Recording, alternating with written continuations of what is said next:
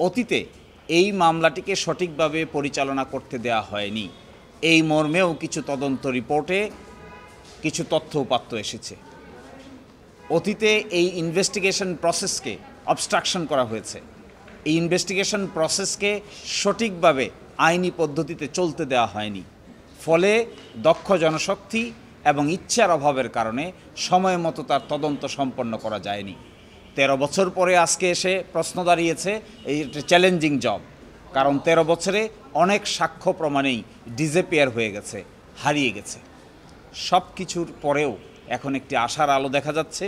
আমরা আশা করি স্বল্পতম সময়ের মধ্যে, হাইকোর্ট কর্তৃক নির্ধারিত সময়ের মধ্যেই তদন্তকারী ইফিশিয়েন্ট কর্মকর্তারা একটি গ্রহণযোগ্য এবং সত্যিকার অর্থেই বিচার পরিচালনা করার মতো উপযুক্ত তদন্ত রিপোর্ট আদালতের সামনে দাখিল করবেন। যাদেরকে এক্সামিন করা হয়েছে কিছুটা স্টেটমেন্ট দিয়েছেন, ঊর্ধ্বতন কর্তৃপক্ষের যোগাযোগের ব্যাপারে তারা মুখ খুলেছেন।